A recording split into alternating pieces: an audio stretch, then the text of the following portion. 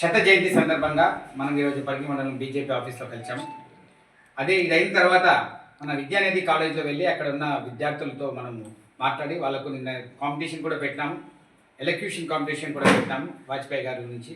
అక్కడ మాట్లాడి వాజ్పేయి జీవిత చరిత్ర గురించి కూడా కొన్ని పాయింట్లు మనం అక్కడ మాట్లాడదాం. ముఖ్యంగా చెప్పాలి అంటే మన భారతదేశంలో జన్మించిన భరత మాత యొక్క ఆణిముత్యాల్లో వాజ్పేయి గారు ఒకరిగా మనము చెప్పొచ్చు. ఎందుకంటే తన జీవితం అంతా భారతదేశం కోసం, భారతదేశం ప్రజలందరూ తన బిడ్డలు అనుకొని ఒక పెళ్లి కూడా చేసుకోకుండా, కుటుంబ వ్యవస్థలో కూడా పోకుండా మొత్తం భారతదేశం కోసమే పనిచేసిన గొప్ప మహనీయుడు ఆయన. మనం ఈరోజు అయితే ఏమైతే మాట్లాడుతున్నామో ఆర్టిఫిషియల్ ఇంటెలిజెన్స్ గురించి ఈరోజు మాట్లాడుతున్నాము. 1993లో అప్పుడు యునైటెడ్ నేషన్ ఆర్గనైజేషన్కి వెళ్ళారు వాజ్పేయి గారు. సార్ శ్రీనివాస్ రెడ్డి సార్ బాగా గుర్తుంటుంది. చర్చ్ గ్రౌండ్లో ఆయన మీటింగ్ జరిగితే నేను కూడా వెళ్ళాను, డిగ్రీ ఫస్ట్ ఇయర్ చదువుతున్నాను. ఆ రోజే ఆయన the power of jobless youth అని, the position of jobless youth అని యునైటెడ్ నేషన్ ఆర్గనైజేషన్లో అంటే ఐక్యరాజ్య సమితిలో ఒక చర్చ జరిగితే ఆర్టిఫిషియల్ ఇంటెలిజెన్స్ వస్తుందని అప్పుడు 94లోనే చెప్పినారు ఆయన.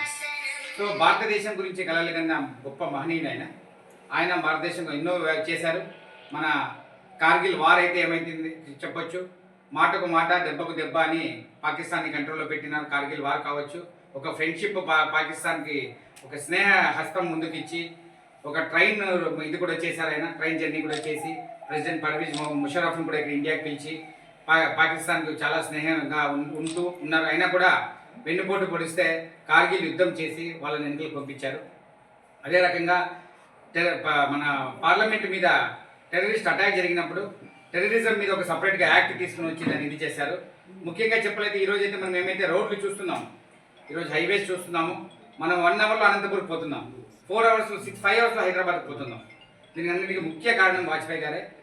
ఢిల్లీ, కలకత్తా, బాంబే, చెన్నై 4టిని కూడా చతుర్భుజి అంటారు, గోల్డెన్ క్వాడ్రిలేటరల్ ప్రాజెక్ట్ అని అంటారు. 5684 కిలోమీటర్లని హైవేస్ని కనెక్ట్ చేయాలని, అదే రకంగా హైవేస్తో పాటు గ్రామ్ సడక్ యోజన అని, అంటే ప్రతి గ్రామానికి కూడా ఈరోజు రోడ్లు కావాలని రోడ్లు వేపించి అప్పటికే 60,000 కోట్లు అప్పటికే వాజ్పేయి గారు దాన్ని రిలీజ్ చేసి ఈరోజు 500 పైన ఉన్న ప్రతి ఒక్క జనాభా ఉన్న ప్రతి గ్రామానికి కూడా రోడ్డు ఉంది అంటే అది అటల్ బిహారీ వాజ్పేయి గారే జరిగిందని.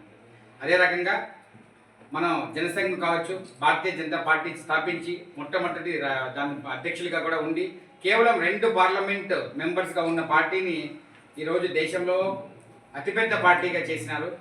అటల్ బిహారీ వాజ్పేయి గారు పునాది వేశారు అద్వానీ గారితో పాటు. ఈ రకంగా ఎన్నో కార్యక్రమాలు చేసి విద్య కోసం కూడా 2004లో సపరేట్గా ఒక ఎడ్యుకేషన్ పాలసీ తీసుకుని వచ్చి దానికోసం కూడా పనిచేశారు. ఈ రకంగా ఎన్నో కార్యక్రమాలు చేశారు. కాబట్టి ఆయన మనం స్మరించుకోవడం, మన భారతదేశం ఈరోజు ఏమైతే మనం ఎకనామిక్ పవర్గా థర్డ్ వరల్డ్ ఎకనామిక్ పవర్గా మనం అంటున్నాము, అప్పటికే జీడిపి గ్రాస్ డొమెస్టిక్ ప్రోడక్ట్ అంటే total of products and services produce in year in a country, మన దేశంలో మొత్తం జరిగే వస్తువులు సేవల యొక్క మొత్తాన్ని కలిపి జీడిపి అంటాం. అప్పటికే 7%, ప్రతి సంవత్సరం 7% ఆయన టైంలో పెరిగిందన్నమాట. ఒకటి ఇన్ఫ్రాస్ట్రక్చర్ కావచ్చు, ఒకటి హెల్త్ కావచ్చు, ఒకటి ఎకానమీ కావచ్చు. ఆ రకంగా దేశం కోసం మంచిగా పునాది వేసి 3 సార్లు ప్రధానమంత్రిగా ఉన్నారు. ఒకసారి 13 రోజులు, ఒకసారి 13 నెలలు, మళ్ళీ ఇంకోసారి 5 సంవత్సరాలు ఉన్నారు.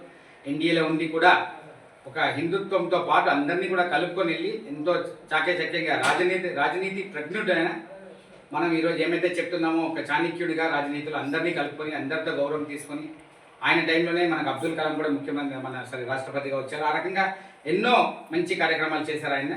కాబట్టి ఆయన గురించి మాట్లాడడం కూడా మా పూర్వజన్మ అదృష్టంగా నేను భావిస్తున్నాను. ఎందుకంటే నేను 8th క్లాస్లో ఉన్నప్పుడు మనం ఆయన గురించి కావచ్చు, బీజేపీ పోస్టర్లు కూడా వేసాము. అద్వానీ గారి రథయాత్రలో కూడా చిన్నపిల్లలుగా మేము పాల్గొన్నాము. సో ఇలాంటి గొప్ప గొప్ప వ్యక్తి గురించి మాట్లాడడం మా అదృష్టం. అదే మనం స్ఫూర్తిగా తీసుకొని ఒక భారతీయ జనతా పార్టీనే కానీ, హిందుత్వం కానీ, భారతదేశాన్ని కూడా మనం స్ట్రాంగ్ చేసేదానికి మనం అందరూ కలిసి పనిచేద్దాం. Thank you.